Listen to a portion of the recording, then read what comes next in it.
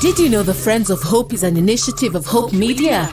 Through this initiative, we are able to partner with others who are keen to ensure that we keep hope alive. Through your support, we are sharing the hope we have with many others who are yet to embrace hope.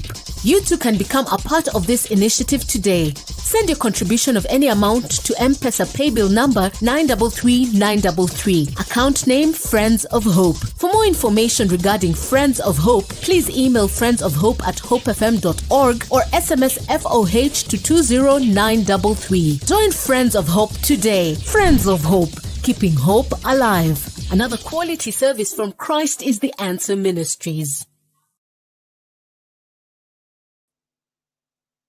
A blessed Monday morning to you. My name is Wambo Imburo, and we're looking forward to some 2 great hours. That's from here until 1 o'clock. And we will be having the incoming Bishop of Christ is the Answer Ministries with us. That's Bishop Calisto Odede. He sits in for our outgoing Bishop Oginde, who right now is at the Bombers on assignment. He had to be there. And so we have agreed that today we get to know our incoming bishop a little bit better. So many questions that I would have wanted to ask him last time. And today he shares with us a very personal journey in issues or matters leadership. Thank you, Sarah Otieno, for letting me know you're looking forward to today's session. Thank you, Joski. Thank you, Rehema Akoth. And you say you're humbled to be present. Me too. I'm humbled to be here. Helen Njuguna, thank you for being part of this. And as the people come in, I just want to promise us that I know that the Lord will minister to us one way or the other. We will be taught, we will be ministered to with the incoming Bishop Calisto Odede. At this point, I would want to invite all single people watching, listening, or people that you know, you're watching, you're listening, and there are people that you know need to listen to a joint singles fellowship. It is organized and an invite made by the joint CITAM Singles Fellowship. If you're single, lady or gentleman, or you know someone in that category, age 30 years and above, there's going to be a meeting themed TikTok. And we are saying when your mountain seems not to move, that will happen on Saturday. That's this coming Saturday, the 31st of October, 2020. It will happen at 3:20, going all the way to 5 p.m. Keynote Speaker, Reverend David Oginde. Dr. David Oginde, our presiding bishop, will be the keynote speaker, speaking on when your mountain seems not to move.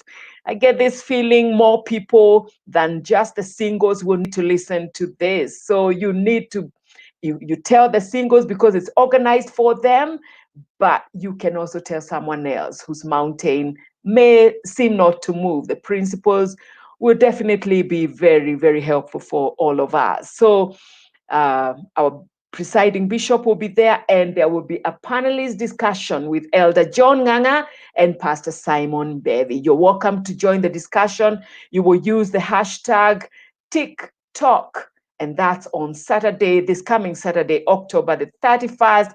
It will also be live on Hope FM as well as Hope TV, and then the other social media places for Hope Media. Please join that event. I think it's going to be just an absolutely informative and an interesting discussion. When you talk about when mountains are not moving, then that's an interesting discussion.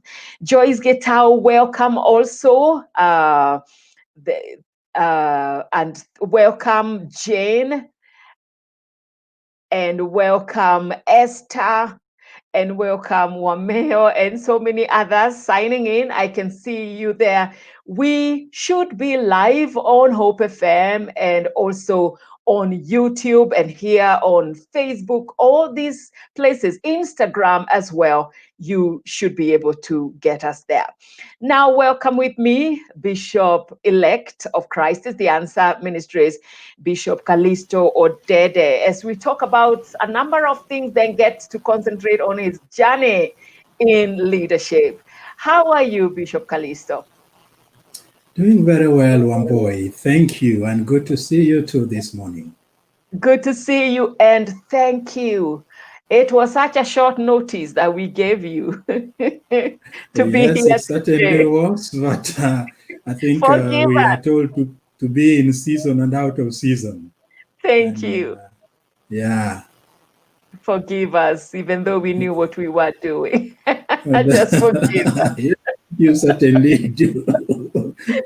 Only don't make it a habit, Wamboy. No, I will not do that. I will not do that. Thank you. So, yes, I think Bishop also seems to have gotten a rather abrupt invite to speak I think it was. At the BBI launch. Yeah, he just got the information yesterday, so I think it's quite understandable because he hadn't planned it. It was rather abrupt. Yeah. Yes. Now, talking about BBI, I wonder, listening and observing all that is going on, even as today the launch happens. By the way, have you seen that document? I just keep hearing us being told to read. Everybody needs to read this. Have you gotten a hold of that document? I haven't. Yes, Wamboy. Yes, there are actually two versions that are circulating out there, and have both soft copies. One is the entire report, which is 204 pages. Quite elaborate and comprehensive, captures everything. The other one is an abridged version that captures mainly the highlights, and it's only 23 pages. And they are both circulating as soft copies. And I've had opportunity of browsing through the larger one, but reading the smaller one. The 23-page one you were able to read? Yes, and you're saying it's kind of a comprehensive summary? Yes. It captures the highlights, the main topics, and what's under those topics in terms of the recommendations and proposals. What struck you reading through that? Anything you would want to share with us? What struck you? Yes, quite a number of things. It's a very interesting report. I think the first is the fact that it is a political report. It came into being because of the handshake between the president and the honorable former prime minister Raila Odinga, and as a result of that, we always have to have that in mind, because it came in as a political. It certainly will have a very heavy political overtone, and being aware of that is helpful. But apart from that, they have gone ahead and made quite some very interesting proposals.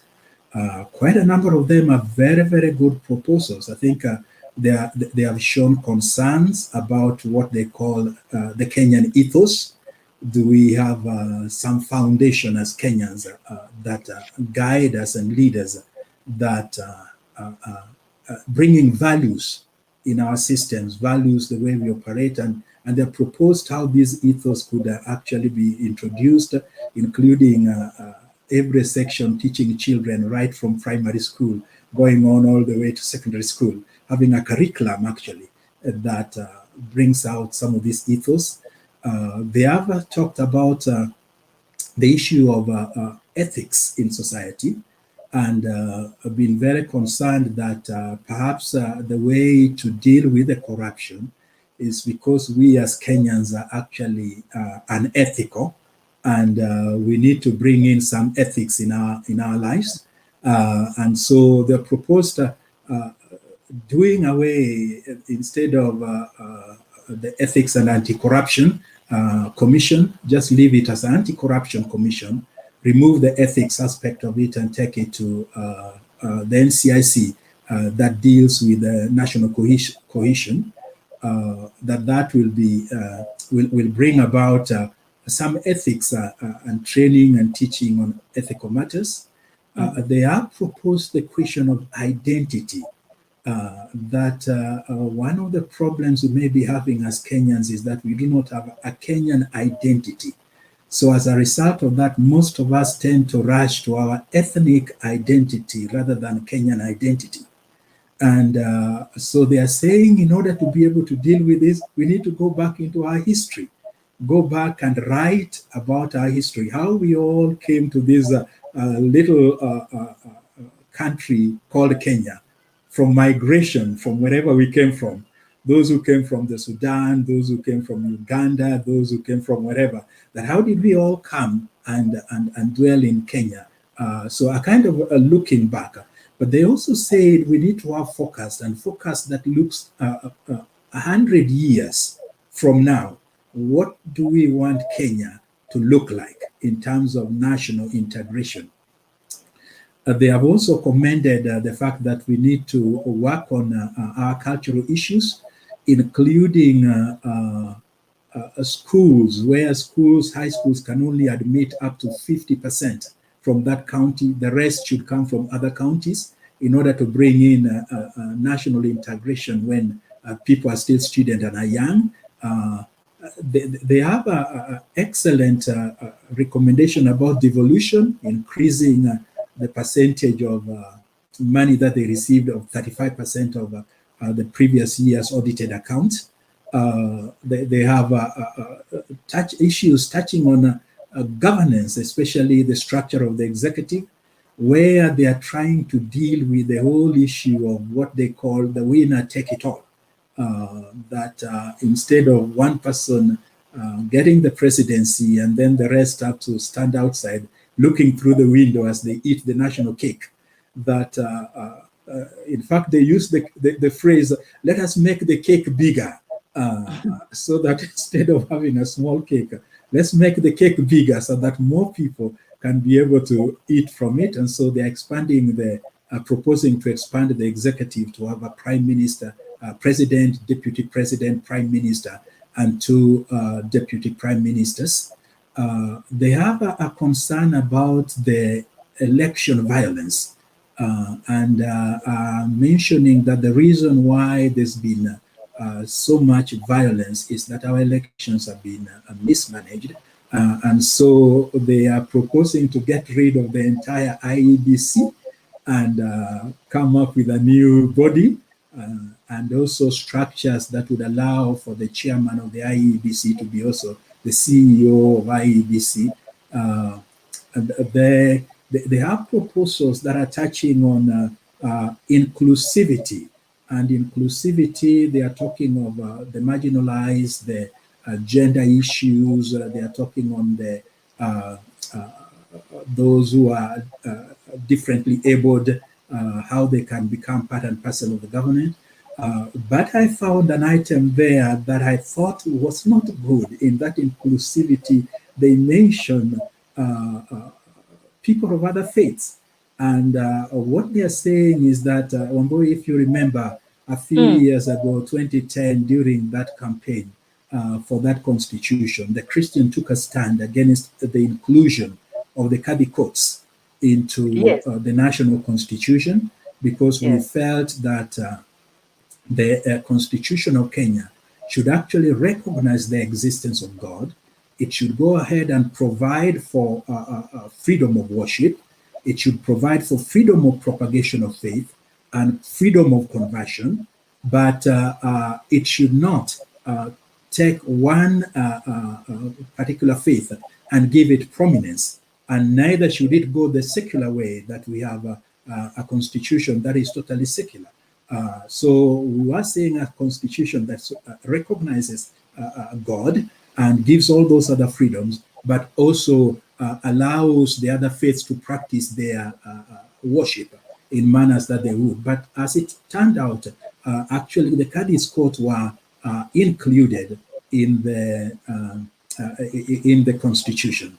Now our Muslim brothers, and I do have a lot of sheikhs who are my friends, whom I care about also and who we are good friends with. But it does appear like our Muslim brothers are feeling that they are still not included. So they have actually requested, and the report is recommending that they be given the Court of Appeal, Qadi Court of Appeal, as well in this document. Right now, we are not yet we are not yet taking positions on boy, but I do think I looked at that and I thought this is not wise because one faith has already been included. The Christians actually would have been campaigning that as we rework on the Constitution, let's get out the faith matters from this in as far as one particular faith is concerned. But let's allow worship to be within our Constitution. But as it appears, they're even recommending that on top of the Qadi's court, magistrate courts that they have, now they go ahead and have a Court of Appeal. And I presume a Court of Appeal that is to be paid for by the government, just like the Qadi's magistrate, Qadi's courts are being paid for by the government. So that was not good in the proposals that they had there. Among the many other things that they had, which were quite good, they had proposals, issues to deal with safety and security, how we can be a secure country, issues to deal with dual citizenship, how Kenyans who are dual citizens should not be prevented from getting jobs because of their dual citizenship. However, when it comes to issue of the commander-in-chief and the military, then they can be prevented from that. But any other issue, they should not be sidelined as a result of that. So a lot of good things, commissions, some of the commissions to be changed, to be looked at afresh, including for the health practitioners. They are proposing a health commission, just like the TSC, Teacher Service Commission, that they will have a health workers commission that will be undertaking responsibilities for all the health workers. And so they will be moved from the county governments, those who are in the county governments, and they would be employed now by a commission. So a number of things that I do think, looking through it, are very, very good. But then again, some issues that one would hesitate about. The other issue that is a concern is a fairly bloated parliament with more members increased, although they're saying they're taking care of the gender issue so that the gender issue that they've been struggling with will be taken care of. But that, of course, means more expenditure in the Legislative Assembly. Wamboy.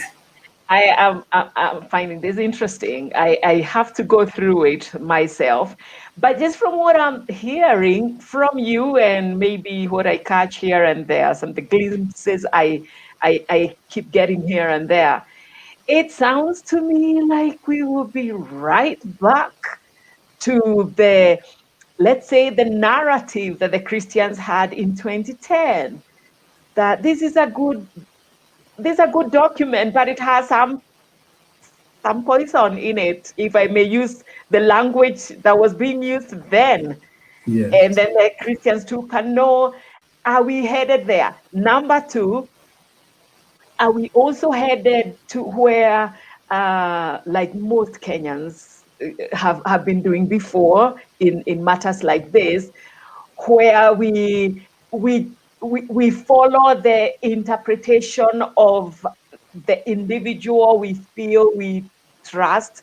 So the whole thing again turns totally like a vote for this person or for this person, rather than for issues in a document. Are you seeing like we are headed there, or I'm getting it all wrong? After all, I haven't read the document as yet.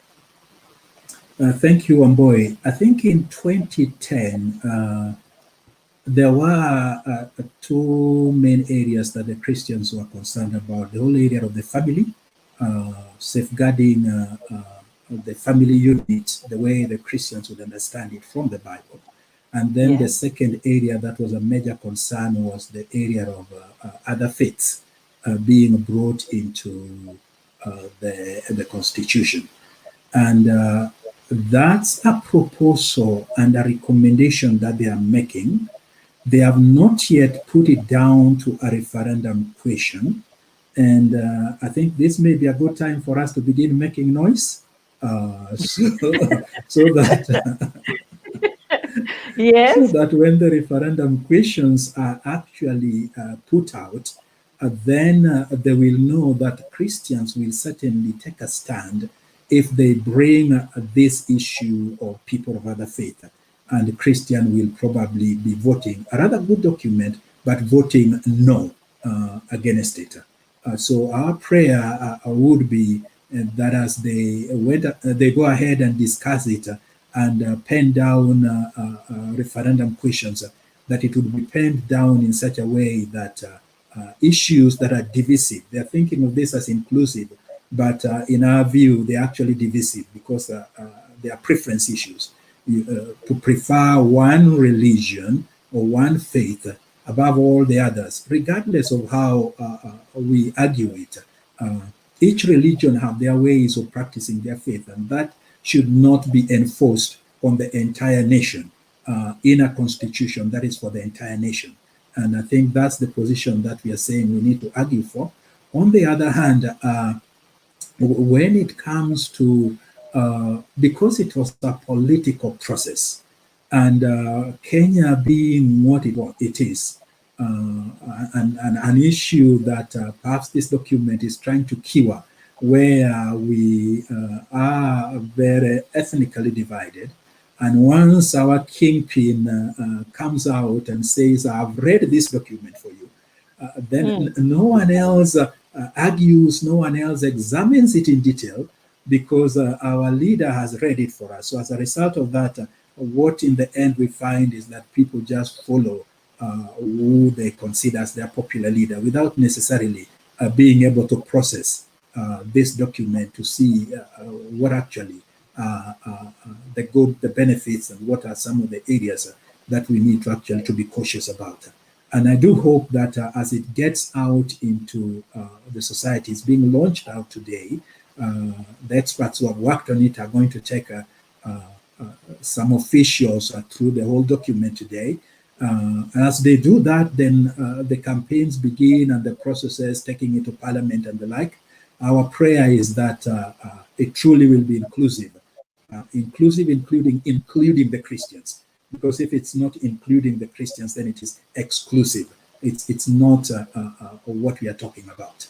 And we pray that that direction doesn't go. And we pray also that it doesn't divide the country into, again, polarizers when we are thinking of unity. And so what has been said out there, that as much as possible, if this is a document for the whole nation, then let's bring everyone on board.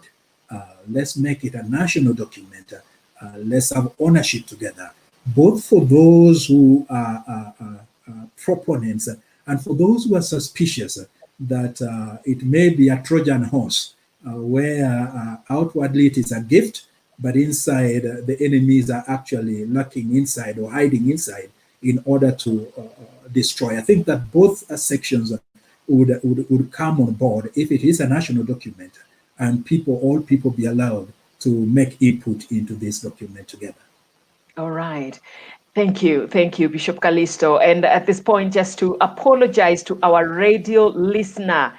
There are many others of you on Facebook or viewing us on YouTube or Instagram, but the radio listener has had some technical hitches. I believe that that's been looked into, and I believe that now you can also follow clearly. If it's not clear, our team is on it right away, and it should be getting clear. But that's if it's not clear. I know they've already resumed. You just missed a little bit of the introduction, which was about what is happening in the nation today, the whole BBI train. That's what we've just been looking at, with Bishop Calisto giving us a few of his thoughts after reading the summarized version that he says is 23 pages. So we keep our eyes on that. And I believe that in future, we are headed for where we will need to be talking a lot more about what we see as things unfold in that area. right now, perhaps I'll change gears and ask you about the whole thing of coronavirus, the COVID-19. And hey, where do I begin? Let me begin here. For you, how have you made sense of this of this pandemic? How have you made sense of it in terms of, is it from God? Is it from the enemy? Is it from man-made problems? That is meat of the word. How have you made sense of it? Yes, Wamboy, that's a hard question. Because when we look at the whole issue of things happening in the world, we have a world that was created good and created good by God and given to us as a gift from God, as a good world that we should live in. But then we had an enemy that came and interfered with the good that God had created. And as a result of that enemy interfering with the good that God created, some things came into the domain that were not originally part and parcel of what God had created. And as a result of that, we've had a number of things happening in the world that one would say their origin is not necessarily God, but permissively their origin is Satan. One of the other things we have also to deal with is the whole issue of the fact that Satan is still very engaged in the world. The Bible describes him as the ruler or the God of this world. And the Bible describes him as the power and the principality that is working, still working in the world. And as a result of this, there are a number of things that take place, and they take place with the knowledge of God, like Job, a very good Job being attacked by Satan, attacking his property, attacking his family, and finally attacking his health. And we do note that God was aware, but the action was done by Satan. And something like coronavirus, because of the devastation that it is making, I think it would be, we would not be right in saying it is God who is doing all this devastation. We would say there is an enemy out there who is the evil one, Satan.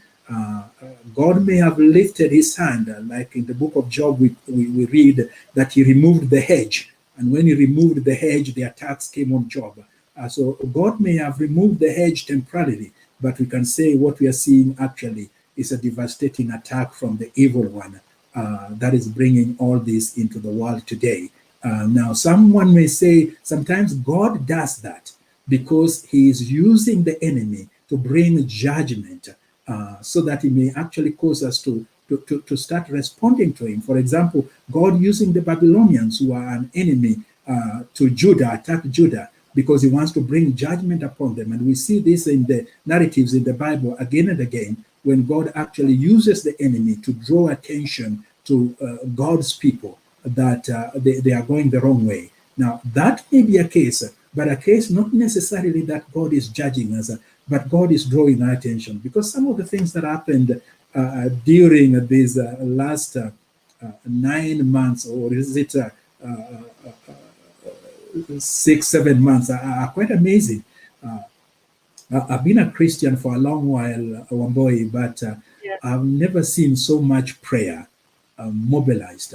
And not just mobilized at individual or congregational level, but mobilized at national levels, with presidents calling on prayer, from Brazil to South Africa, to Kenya, to Rwanda, Uganda, Latin America, and USA, all over the world. National leaders are actually turning to God. So in that sense, one may say there's something, it has pricked our conscience that we are human beings, we are limited, and there is another being out there that is supreme and sovereign, and we need to give attention to him. So as a result of that, we have actually had so much prayer that has been going out as a result. So maybe God was drawing our attention on God. True. True. And now zeroing down to our country and the numbers that have started rising up again. We seemed to have plateaued at some point, then we went down, and now we seem to be again. Actually, by the time we got to restrictions, in the first instance, we didn't have the numbers, the kind of numbers we are now having. What's your what's your feel? What should we do as a country? It's one of those issues of being between the rock and the hard place. Yes, sure. Because on the one hand, I think we did very well. We did very well at the early beginning. And I remember in March, when the last week of March, we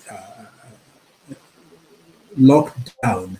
And as a result of that, we didn't have any spread of coronavirus to the regions or to the counties for quite a while. It was only restricted to Nairobi and then to Mombasa for a very long period of time because of those restrictions.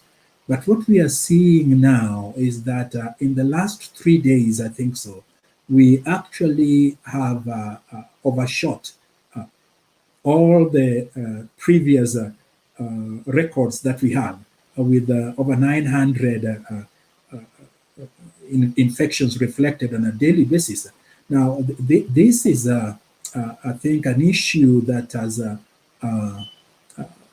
raised concern again. And the concern is that perhaps we are going to have, or are already having, the beginning of a second spike, as has happened in a number of countries. The question of what should we have done? Did we do the right thing? I think we did the right thing at the beginning, but there's always this tension of how do we keep people locked up? Where do they get food from? What will this do to the economy of the country? And how about people's lives, livelihood? Are we going to be providing people with food? I do know the government did quite a lot, including sending people money through their M-Pesa. A number of individuals, people who are considered either older or those who lived in the margins or those who are in the informal settlement, actually did receive on a weekly, I think it was a weekly basis, a kind of weekly or something, they would be receiving some money from the government just to take care of them. And this went on, I think, up to the end of September, when it was supposed to come to a conclusion, which shows that, yes, the government did take a step. On top of that, churches, I know a church like CITAM went quite a long way in making contribution. Businesses and companies, banks and society made lots of contributions to assist people with food just to manage this rather difficult time. But I think we've reached that stage where people become tired, people start relaxing, people begin feeling, we have more people dying of malaria than coronavirus or something like that. And then people start lowering their guards. And as a result of that, we don't wash our hands, we don't wear our masks, and then our politicians have become active again, going out onto the streets, and we're beginning to see people gathering without even wearing masks. So as a result of that, we are starting to have a spike again, and a spike that is making us have these record figures, which means, again, the opening of schools and the fact that majority of the younger people are carriers who do not reflect, they do not show the signs.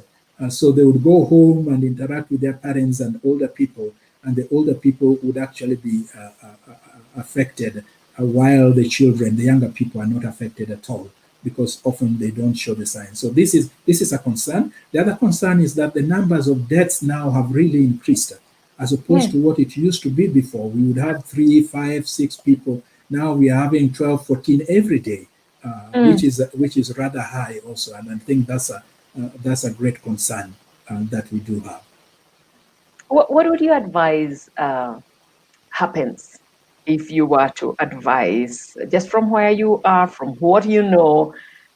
What would you advise, especially if in terms even of like the churches are now open, well, registering fast, but still open, and the schools are open. If it was up to you, how would you go about this?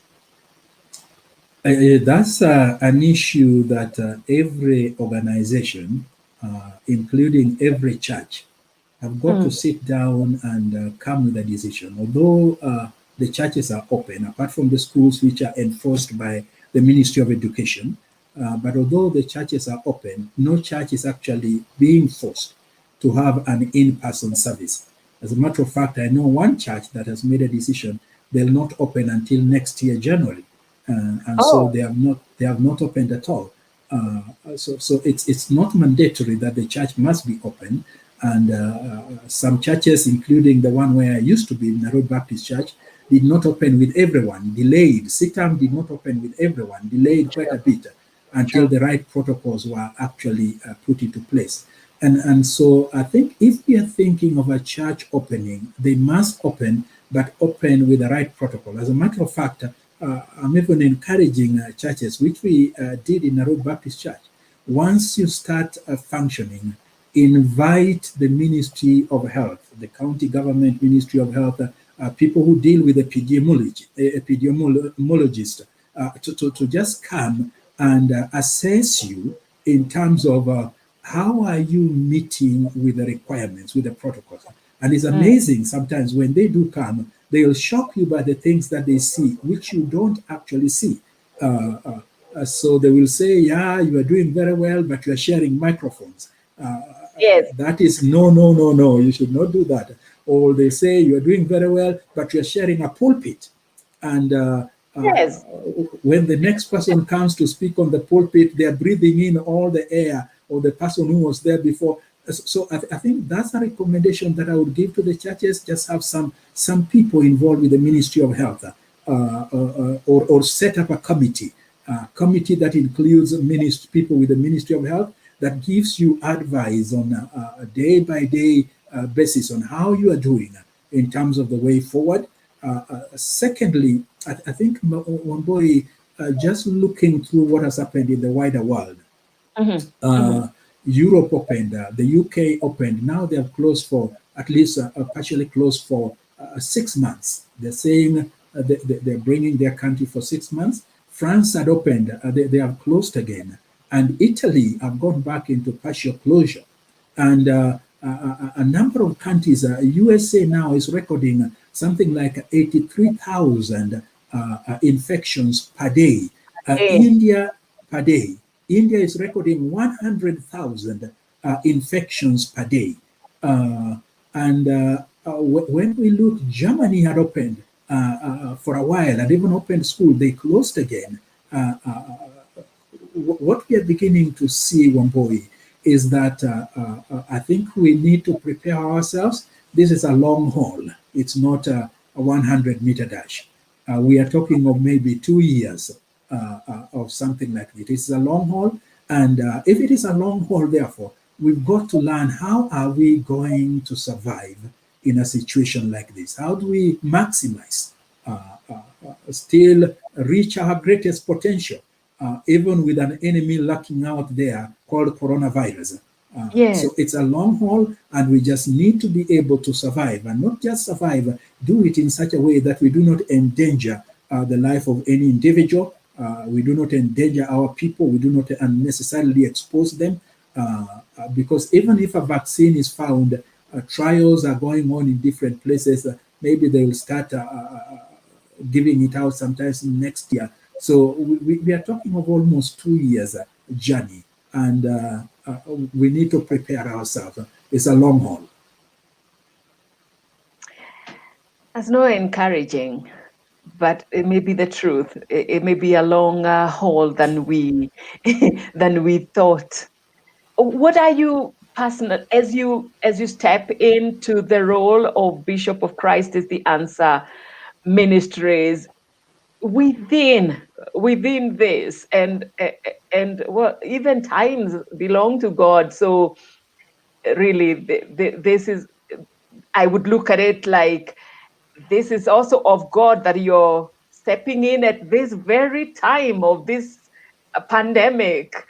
Uh, Bishop Calisto, what's your vision as you step in within a pandemic, a global pandemic, as you step in with this long haul view of that pandemic? What's your vision? Wamboi, when I said yes, the coronavirus was not there.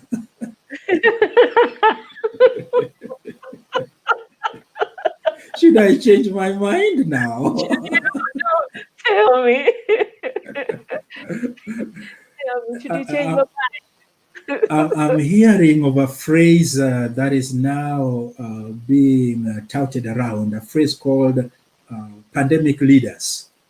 And pandemic leaders are leaders who have had to hold fort and who have had to be in positions of leadership during a difficult time. Just like a war leader, you come into leadership when the country is at war. It requires different styles of leadership. It requires maximizing on quite a number of issues. And so the same with pandemic leaders.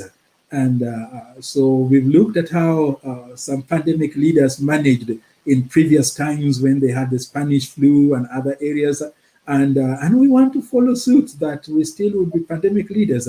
Martin Luther was a pandemic leader at some point, but recommended very, very stringent measures.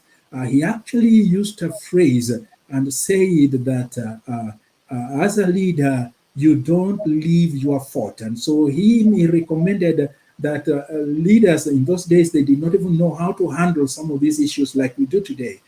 He recommended leaders to expose themselves. He said, you can't run away. Let your people know you are there with them when they're suffering, when they're dying. We have as far as 300 or so AD, when we had lots of pandemic, including in Egypt, then Alexandria, and we have Christians who are actually on the forefront of taking care of people who are unwell. So I've looked at the life of pandemic leaders, Wamboi, and we are not the first. We will not be the last. So that gives me encouragement that people have gone through it. It has required readjusting styles of leadership. It has requires maximizing on certain things that before you could not do, but it has required empathy with people, identifying with those who are struggling and who are facing challenges. It has required collaboration with national leadership, government leadership, in order to make a great impact and to bring preservation. And in our generation, it has required also lots of creativity. And so as we go ahead as pandemic leaders, I think one of the things that's coming forefront is that we have to be a group of people who are very, very creative. And we are so grateful to God that in our generation, we actually have things like the internet, we have virtual platforms that we can be able to use in order to continue ministering. There are some of our people that as we look ahead, will be able to come to church. And if they are on self-exposed exiles, we want to encourage them to actually return back to church and not be on self-exposed exile. But there are others who may be facing challenges because of either pre-existing conditions or age-wise. We need to take care of them where they are at without them feeling isolated or disenfranchised. All right. Wow. Interesting. So one of the things you've said, if I could just summarize that, is that you will be with the people as a leader within pandemic times. You will be part and parcel of the experience of the people. Number two, you said that there will be need for collaboration with the government systems that are in place, and for the reduction and just to make sure that people are doing the right thing. And then finally, you have said that you will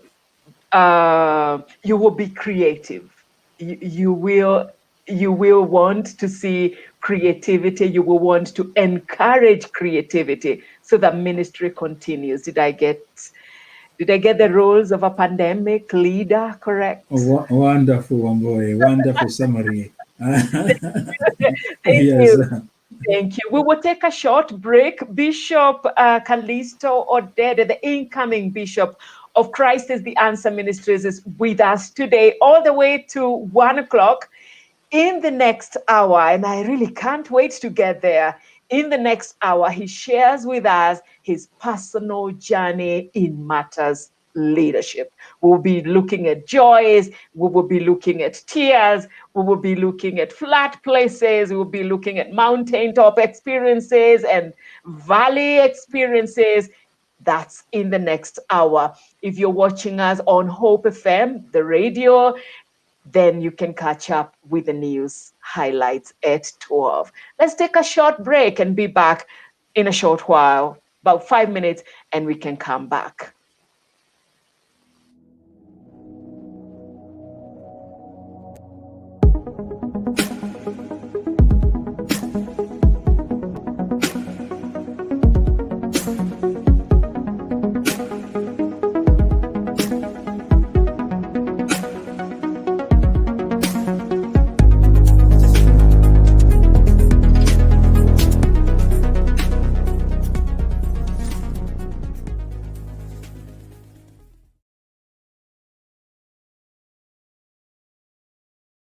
Did you know the Friends of Hope is an initiative of Hope Media? Through this initiative, we are able to partner with others who are keen to ensure that we keep hope alive. Through your support, we are sharing the hope we have with many others who are yet to embrace hope. You too can become a part of this initiative today. Send your contribution of any amount to M-Pesa paybill number 933933. Account name Friends of Hope. For more information regarding Friends of Hope, please email friendsofhope@hopefm.org or SMS FOH to 20933. Join Friends of Hope today. Friends of Hope, keeping hope alive. Another quality service from Christ is the Answer Ministries. The Joint CITAM Singles Fellowship invites all single ladies and gentlemen aged 30 years and above to a meeting themed TikTok, When Your Mountain Seems Not to Move, happening on the 31st of October 2020 at 3:20 p.m. to 5 p.m. Join us for the meeting on Hope TV, Hope FM, and our social media platforms at Hope TV Kenya and at Hope FM Live. The keynote speaker will be Reverend Dr. David Oginde, while panelists at the discussion will be Elder John Nganga and Pastor Simon Bevy. You're welcome to join the discussion using the hashtag TikTok. Make a date.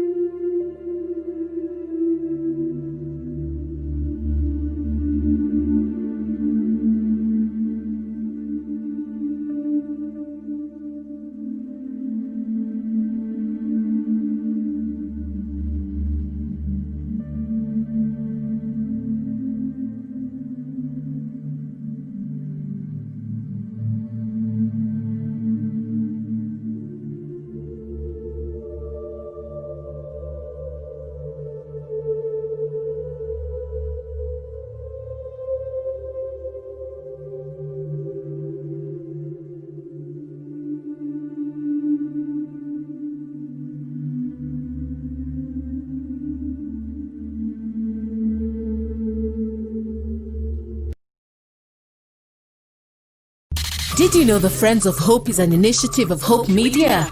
Through this initiative, we are able to partner with others who are keen to ensure that we keep hope alive. Through your support, we are sharing the hope we have with many others who are yet to embrace hope.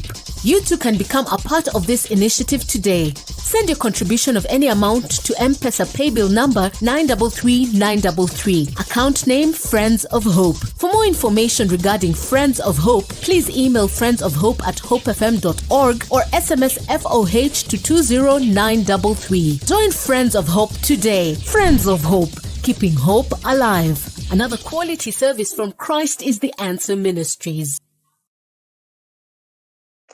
Welcome back as we get to the second hour of our leadership discussion with the incoming Bishop of Christ is the Answer Ministries. That's Bishop Calisto Odede. And I will be reading a few of your comments. I can also get your questions. You can use the hashtag Hope Leadership Forum, and you can send in, you can post in your questions, Facebook, YouTube. And also, if you're listening on the radio, you can use the SMS line 20933. I'll be getting some of your comments and questions from there. I see this one from Happy Henry, who says 1,000 apologies to Bishop Calisto, because I have always spelled Bishop's name with a K instead of a C for Calisto. Now you know. And then you say you're loving the smooth way that Bishop David Oginde, I'm reading this word for word, that Bishop David Oginde has worked himself out of a job. It's the true definition of success. Well done for the new safe pair of hands. Wow. Happy Henry, thank you. John Olondo following from Ruaka in Nairobi Metropolitan. And we thank you, John, for being able to be with us. Paul Azina Amayo. Is that Amaye or maybe, and says that you're watching us on Facebook, it seems, from Norway, and says, nice to see you, Reverend Odede, and congratulations for your new calling. I remember you from campus days. You spoke to our lives. Thank you, Paul, all the way from Norway. Wow, thank you. I wonder what time it is in your zone. I'm just curious. If you can, let me know. I would like to know what time you're watching this. Winfred Matthew says, thank you. It has been sorted. I think you were dealing with the problems that we had technically with the FM, but you're saying that you can now get it all clear. Thank you. I actually got quite a number of posts on that saying that they can now listen in and the sound was clear. Thank you, Joy Gitao. And you're also thanking the technical team. You're able to listen well. Tune in, ready to gain some nuggets of wisdom from Espila Jackie. How have you been, Espila Jackie? It's been a long time. I think we haven't interacted too much as we used to on the FM only. But thank you, Espila, for being part of this.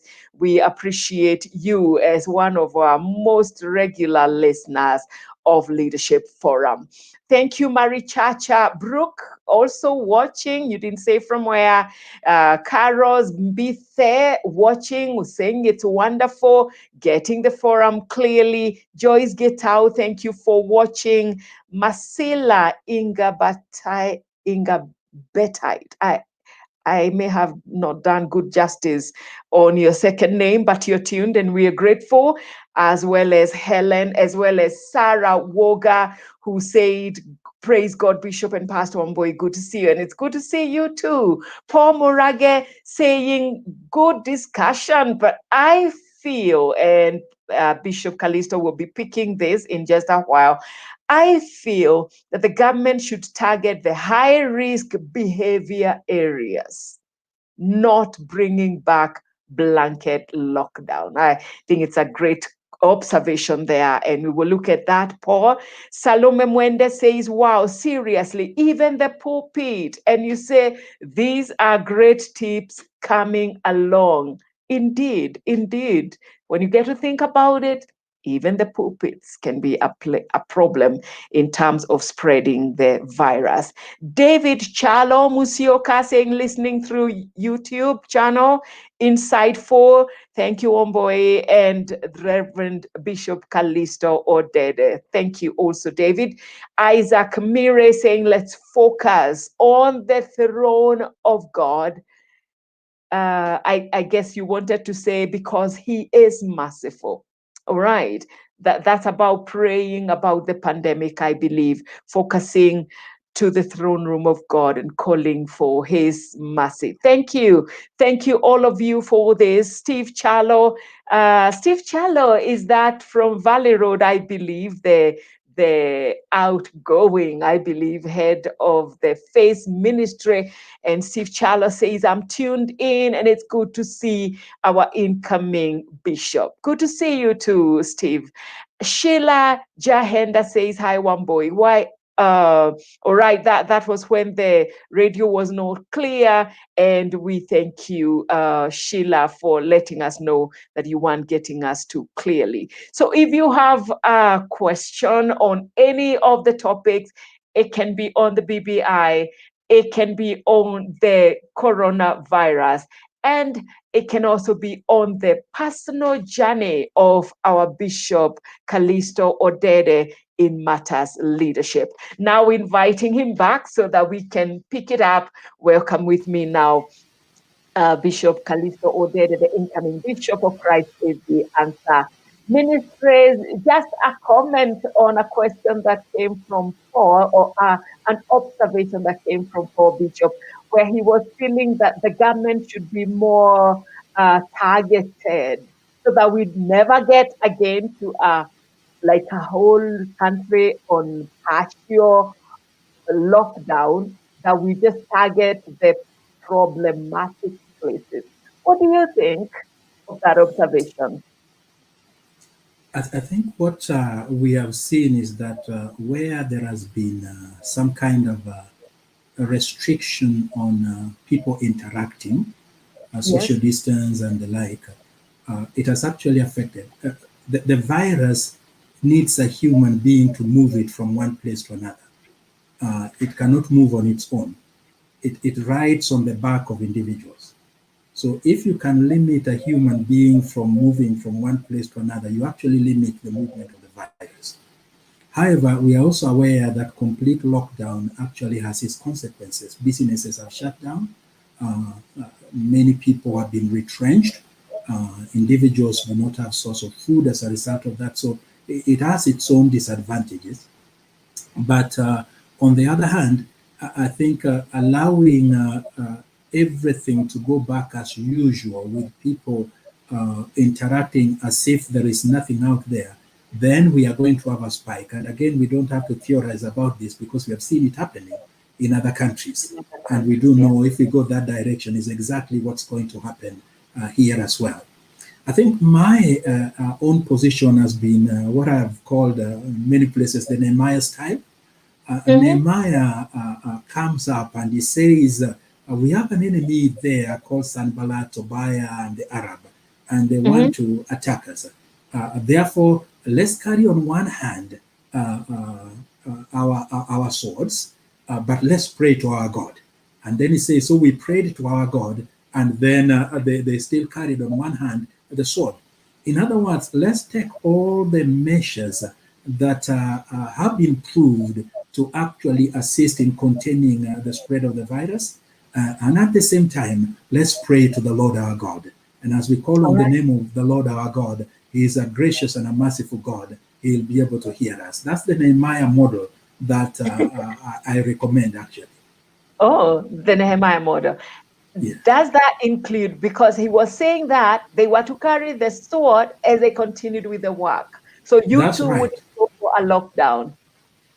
I too would go for let's continue with work where it is possible and not complete lockdown, but let's carry the sword. Let's take measures. Where there is an issue, for example, a spike in a school, let's close that school for a while, 14 days at least, or 21 days, and give them break, and then they can come back.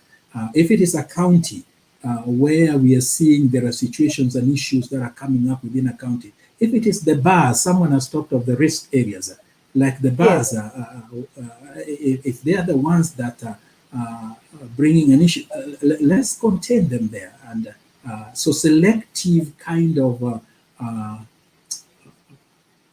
don't want to say lockdown, I want to say selective kind of measures that would actually contain the illness from spreading.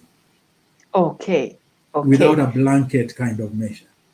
So yeah, you absolutely capture also what Paul, I think, was talking about. So you agree with him. That's also your model. So aptly named the Nehemiah model. Thank you. Thank you, Gashanja Njoroge, for tuning in and for getting, you were happy with some of the responses that we are getting.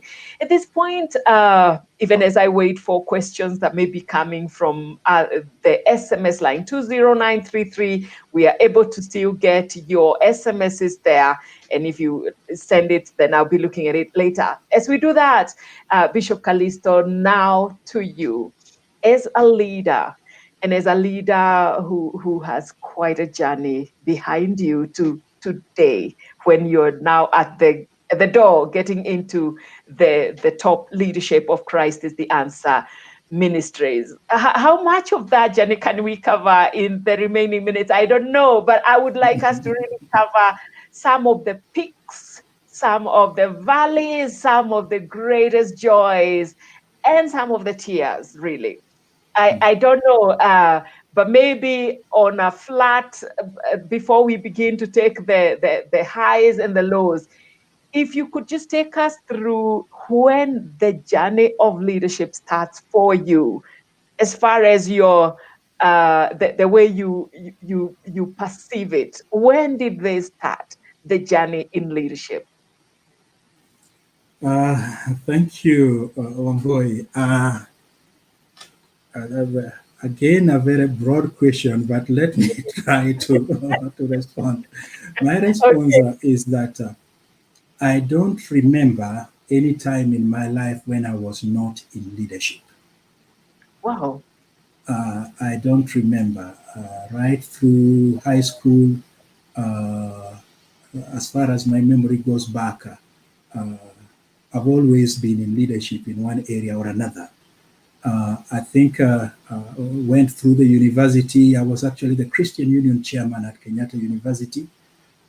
Finished that, joined Focus, was quite involved in the missions department, bringing up that institution and setting up what's now called commission conferences. So I've always been in one way or another in leadership. After Focus, I went to International Fellowship of Evangelical Students, what's called IFES, and worked both continentally, giving leadership again in the English and Portuguese-speaking regions of Africa in terms of the student ministries in various countries, and then at the same time also involved in international level, particularly in mission areas. So as far as I look back, that had been my leadership. And when I finished with IFES, I was invited by CITAM to come and be the deputy senior pastor at Valley Road, and served there in that capacity, I think, for 1.5 years, then became the senior pastor at Woodley, served there briefly, then became the senior pastor at CITAM Karen, served there, then became the senior pastor at Valley Road. And from there, the Baptists came to request for me to go and become the senior pastor at Nairobi Baptist Church. And then from Nairobi Baptist Church, CITAM leadership again invited me to allow my name to be part and parcel of the other names that were being fronted for consideration into the office of the bishop. So I think as far as I can look back, Wamboi, the Lord has privileged me to have quite a lot of input in terms of leadership in my life that has shaped me in many, many ways. Thank you. Thank you. Bishop, I recall Bishop Oginde saying how is it in Focus, this place where you used to wear the white shoes? And I have no idea. Bishop Oginde. When Bishop raised that last time, there was a listener that wrote, I didn't get to looking at all those postings, but later I saw a listener who had posted and said it was symbolizing the sandals in the full armor of God in chapter 6, the preparation of the gospel of peace. Well, yes. Those white shoes have a classic history.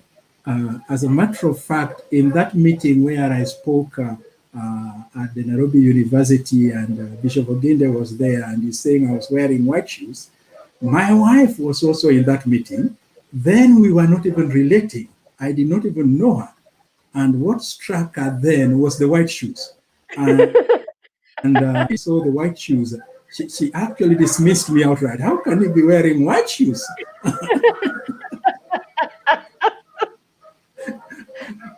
But yeah. What happened in those days, as you heard Bishop Oginde saying, this young man who was on fire, evangelists, popular evangelists, big evangelists in the country used to wear white shoes. So some of us were aping and copying the evangelist of the day. Oh my goodness, that was really funny. So yeah. Coming from those days, Bishop said you were radical.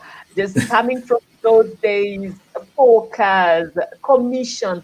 You have just mentioned you sort of began the commission idea. Yes, I was a director for quite a number of years, started it with actually Bishop Oginde. Background was we went to the USA and saw this missions conference taking place in the USA, and we were with Bishop Oginde, came back and actually started the commission with me as the director. And it has made a great impact upon many people. I meet people whose lives were transformed through commission conferences. It does sound like it's been quite an impactful. Is it still running? It's still running. Now getting together close to 5,000, 6,000 people from over 16 African countries once every 3 years. So when is the next one? It was meant to be December this year, but they've actually had to postpone because of the coronavirus. A lot of things have to be postponed then. So maybe next year. I think depending on how the situation. Sorry? Are you and Bishop still very involved in it? I speak almost in every commission. I don't remember a commission where I was not a speaker since it started in 1988. I've been speaking. Even this one, I was meant to be a speaker, and I'm aware the bishop also speaks quite often in commission. All right. Well, so the journey goes back to all those times, and then when you've been a pastor here or there. Yeah.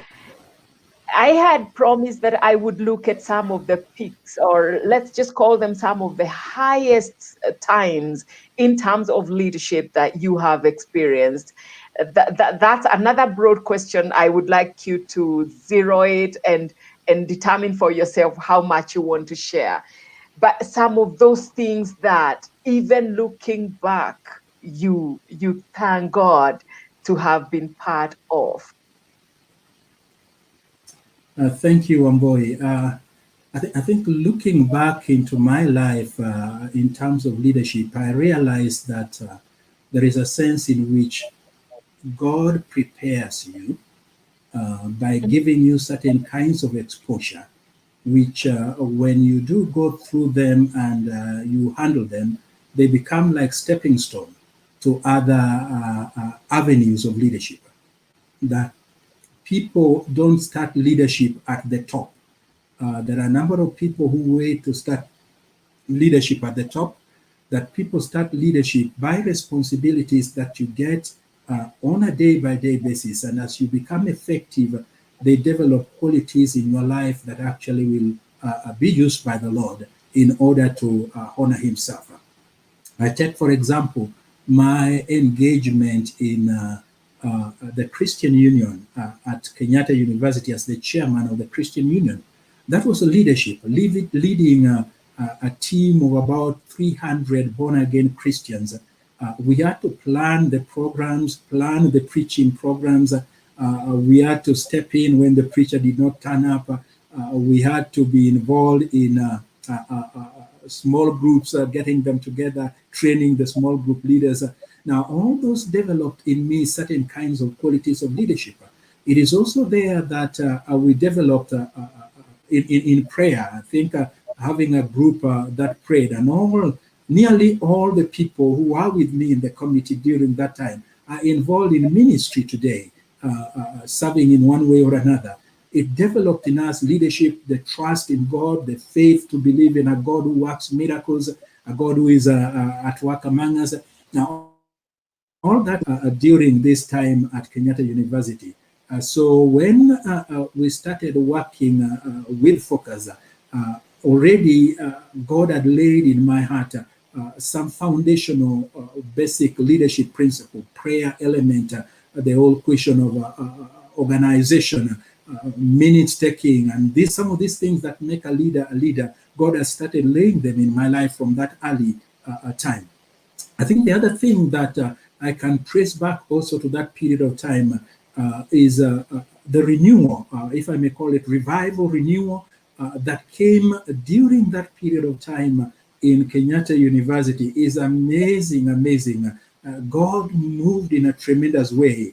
I still remember people left their crutches in the prayer room because God had touched people and healed them. People left glasses in the prayer room because miracles were happening. There was a great renewal as a result of God's movement upon us then. I think I would also mention coming into Focus, one of the greatest highlights, as we've talked about, is of course Commission Conference.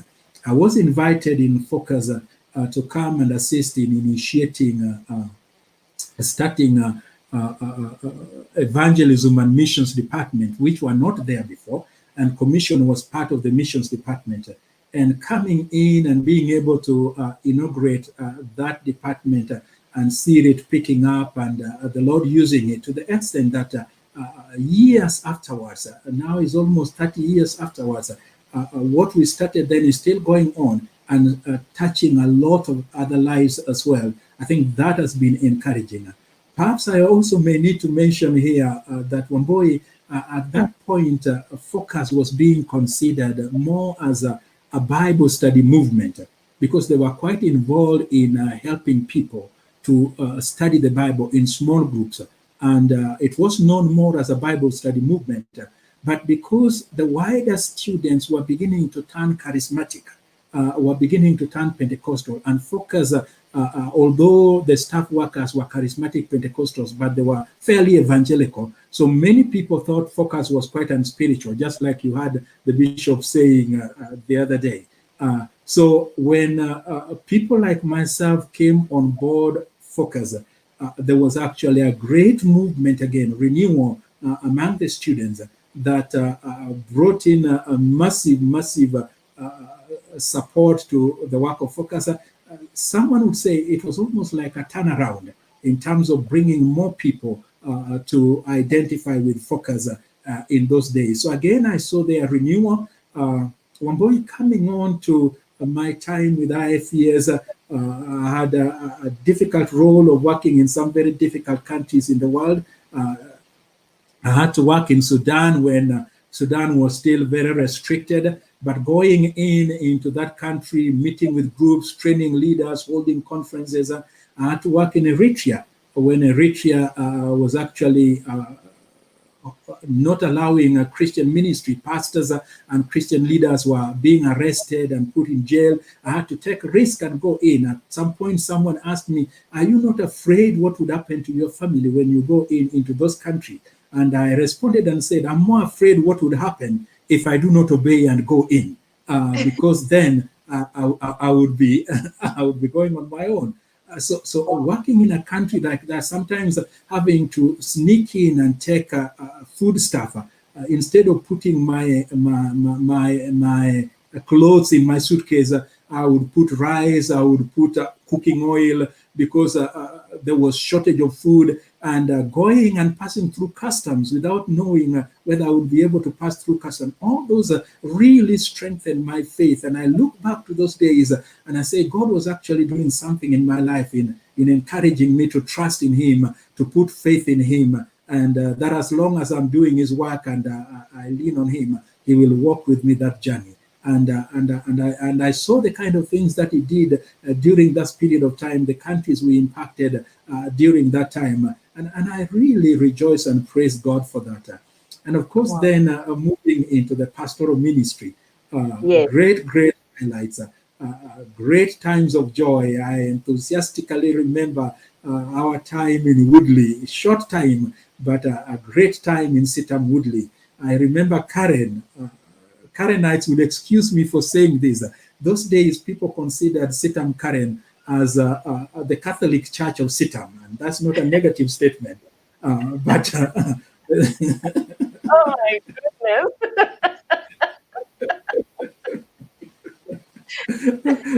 And so going into a place where they were thinking this is the Catholic Church of CITAM, we were fearful. We were wondering what actually will happen when we go in. But then the Lord moving, a great movement of God. I still remember some movements of the Holy Spirit in CITAM Karen. I will never forget those. Great movements of God. And coming back to Valley Road and just seeing, starting out with the miracle services, which are here now, are no longer there. Used to be my highlights, those miracle services. And just ministering to people and seeing God's move. We introduced every fifth Sunday would be what we call a miracle Sunday, a month with a fifth Sunday, and we'd just have time to worship the Lord and get into time of allowing the Holy Spirit to minister to people. We introduced the same also in Woodley, and I think it's still going on in Woodley, and just seeing a great movement of God. And then the Lord calling me to the Baptist church. And again, I've mentioned this again in public circles. My first prayer meeting in the Baptist church to attend was actually 9 people. In a church of 2,000, there were only 9 people in the prayer meeting. And I left that prayer meeting feeling, Lord, had I made a mistake? But then the Lord spoke to my heart. And the Lord assured me that prayer meeting was going to turn and change the whole church. And indeed, that prayer meeting changed the whole church, to the extent by the time we closed down during Corona, sometimes we'd be hitting 300 people in that prayer meeting. And God moved, God touched people, the Holy Spirit worked, miracles were happening, and the entire church was impacted as a result of that prayer meeting. So I begin to look back on my leadership, Wamboi. Sometimes God calls me in places where there are challenges. There are no challenges right now in CITAM as far as my eyes can tell me. But perhaps that's why I'm a pandemic leader, coming in when when there are great challenges. And God has used that to bring some great renewal. So I look back on my leadership and I see renewal, I see reformation, I see changes. Our outgoing bishop is a massive man.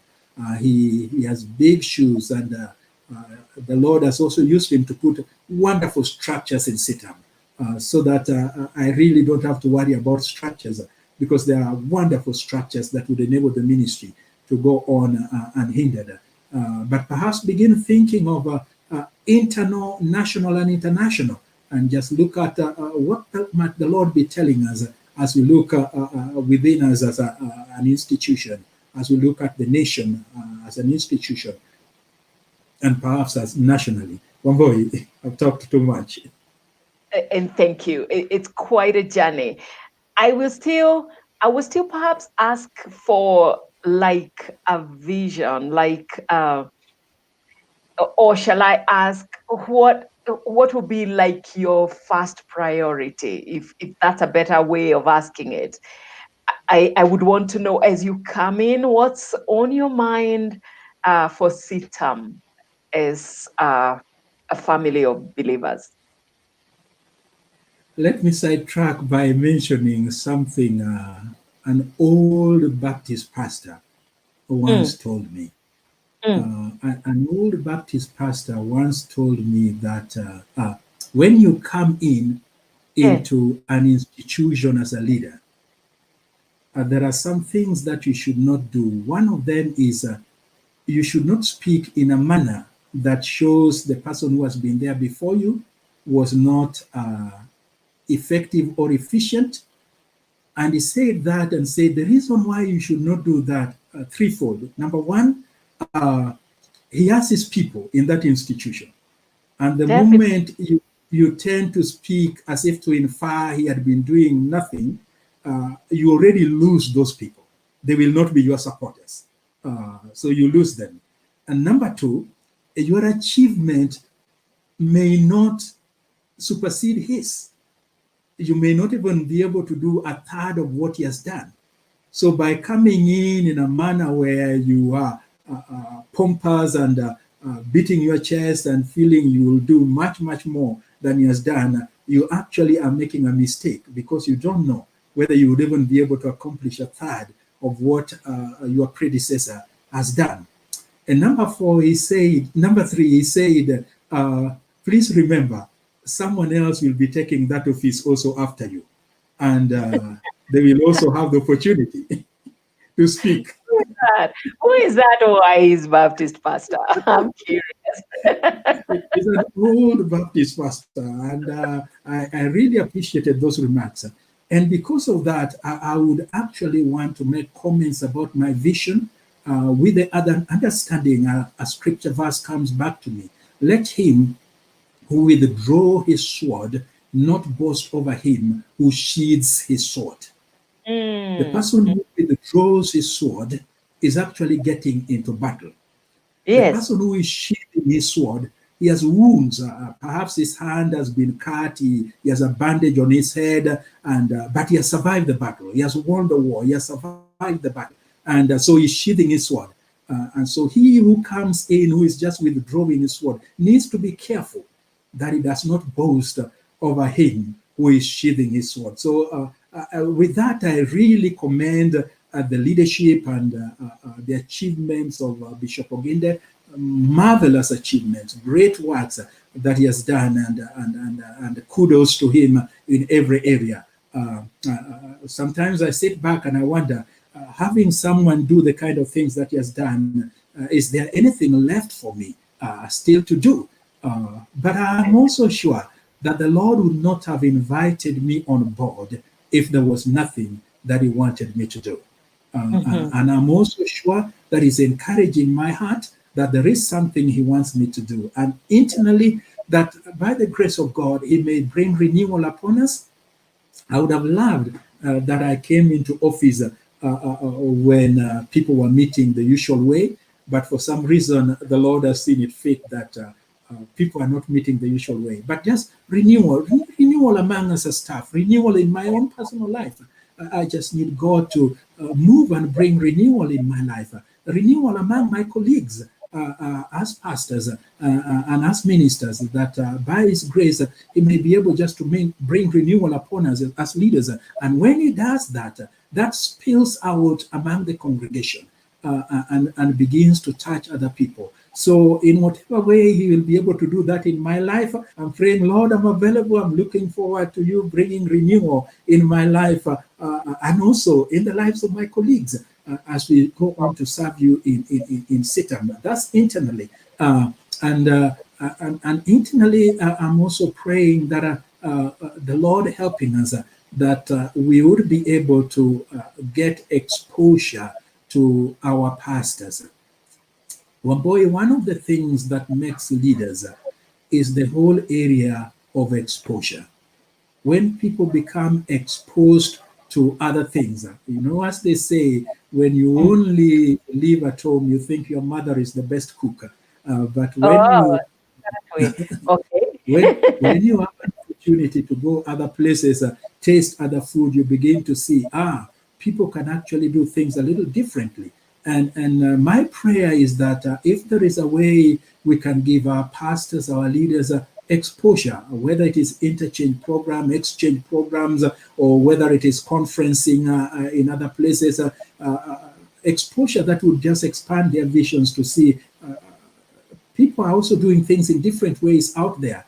Being an outsider insider, and I call myself outsider insider, is very, very helpful for me because God, on the one hand, I'm an insider when it comes to CITAM. I've been here for more than 30 years. CITAM was my church, so I'm an insider. On the other hand, I'm an outsider in that God has allowed me to step out and look from outside on the inside. And so with the eyes of both an insider, outsider, I can be able to see one or two things that I may not have been able to see when I was completely an insider. When just praying that God will begin to help me as an insider, outsider, to be able actually to bring about some things, especially in that area of exposure. I pray God will continue to help us so that we are rounded and built up. Nationally, I think CITAM has really been blessed, and we have been blessed in the areas of not just with the resources, but we have excellent staff team. We have pastors that are well trained and a very, very good team of workers. When you go out into the counties, you find pastors who are struggling. Just taking them through the basics, even the basics of the safari programs that we have at CITAM, and taking a group of pastors, say a congregation in Turkana or a congregation in Laikipia, and getting pastors together. So if things were allowing, Wamboya would have hoped that CITAM would begin to think outside the box. And that is coming out of the fact that we stepped out and helped Nairobi Baptist Church. Yes, it is. Can that be done to other churches? Can that be done to other churches that are struggling out there in the counties?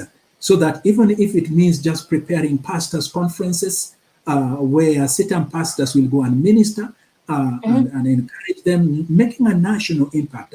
I think I see that as a possibility and something that I pray the Lord would help us with, to think of ourselves as the wider body rather than an empire called CITAM, but the wider body of Christ, where we can be able to make an impact in the wider body.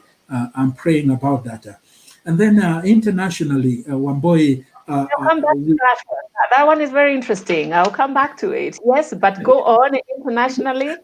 Internationally, I do think we've started international church planting. Our model of church planting has allowed us to be able to plant 4 churches internationally. But I think we can be able to do much more. More recently, I've been interacting and reading literature from other Pentecostal churches that have African Pentecostal churches that have churches in close to 100 and something countries. The Church of Pentecost of Ghana has churches in about 107 countries. And beginning to ask, how did they do it? And just looking at their models and thinking through, are they models that we can adopt? And so thinking of our model of church, international church planting is an area that I pray the Lord will be able to help us through. And also specifically targeting what I would call gateway cities. There are cities that are gateway cities. I think of, for example, right now, Khartoum. Khartoum is the gateway to the Arab world. And the government in Khartoum has all of a sudden, after the revolution that they had, become extremely open to Christians, extremely open even to Israel. This coming week, I think they are meeting with Israel. And as a result of that openness, it means this may be the right time to plant a church actually in Khartoum. And if we plant a church in Khartoum, that church, because it is an Arabic-speaking country and we are able to enter in, that church would be the gateway to the Arab world. So we need also to begin thinking of gateway cities that we target specifically, because we are thinking of them enabling us to launch out into other areas. Dubai is a gateway city that perhaps we need to begin thinking about also. How are we going to get into some of these gateway cities to plant churches? Wamboi, after talking too much. Wow, I am amazed. I am amazed. But let me take you back to the national vision. This vision of, for example, CITAM doing with other churches out there in other counties. What CITAM did with Nairobi Baptist Church when CITAM sent you there. Is that model, that the very model that happened with you, is that on your mind at all? Where, for example, you can pick a pastor with certain giftings from amongst the pastoral team and send them, let's say, to some church way there. Let me not mention any of the counties, but in one of the counties, they go there as missionaries. All their support is still being done at CITAM with a specific mission.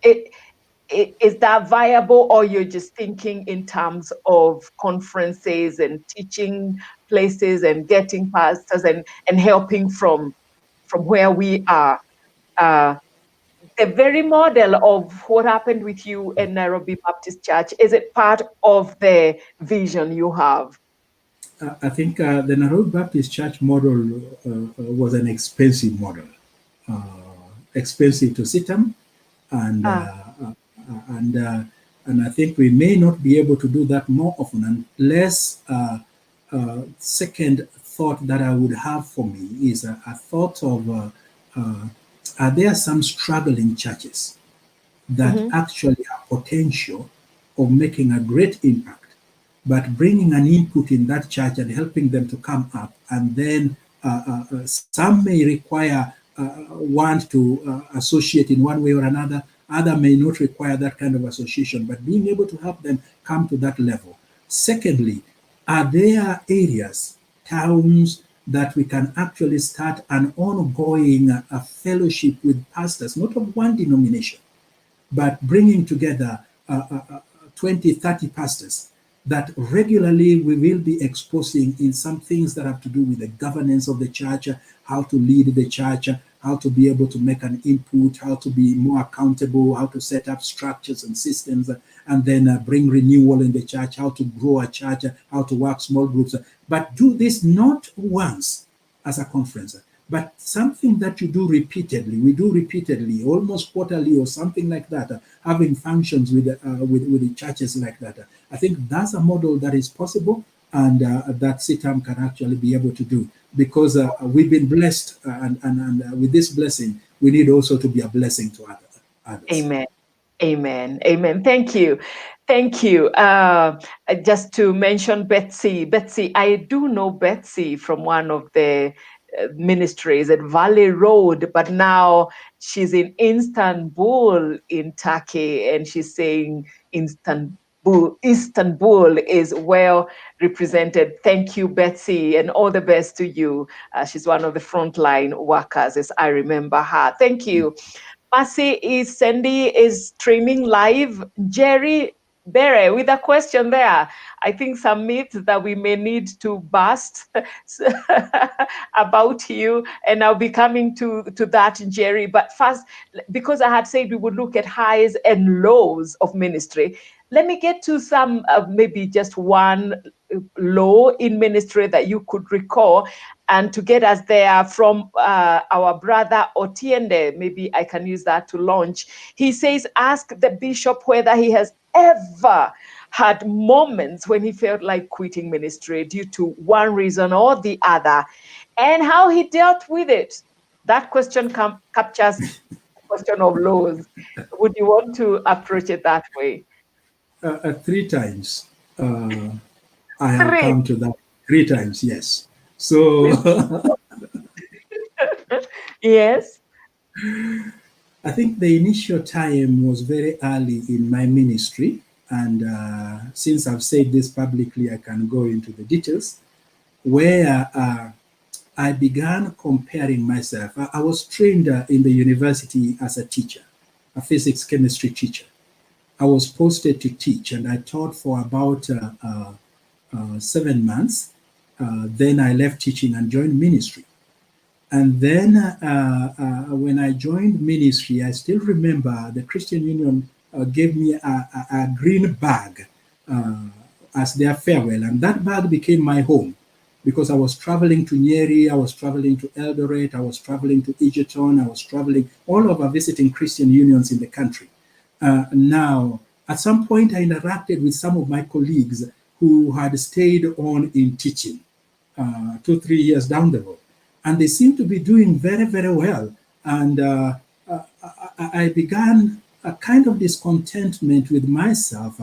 What would have happened if I'd stayed on and teaching? Maybe I made a mistake. Maybe I should have stayed on. And I struggled with that. And I remember one particular evening, I know we don't have too much time, but one particular evening, I had traveled to Egerton University. I traveled to Eldoret then on Wednesday, Thursday, and then Friday came back to Egerton University. And Saturday evening, we were meeting together with the Christian Union, and my colleagues were also joining me. And they asked me to speak in Egerton University. And I looked for a sermon, looked for the Bible, turned my Bible around about and asked God, give me a word. And I couldn't get a word from the Bible. That time I'm struggling. Should I stay? Should I not stay in ministry? Should I stay? Should I not stay? And the reason is I'm looking back where I came from and wondering, did I make a wise decision? And so the meeting is in the evening. It's going towards 3 in the afternoon, and I don't have a word. I went and locked myself in the room somewhere, and I said, please, Lord, don't do this to me. Give me something to say. And the Lord led me to the book of Philippians. The things that were gained to me, I counted them as rubbish and dung for the excellency of knowing Christ.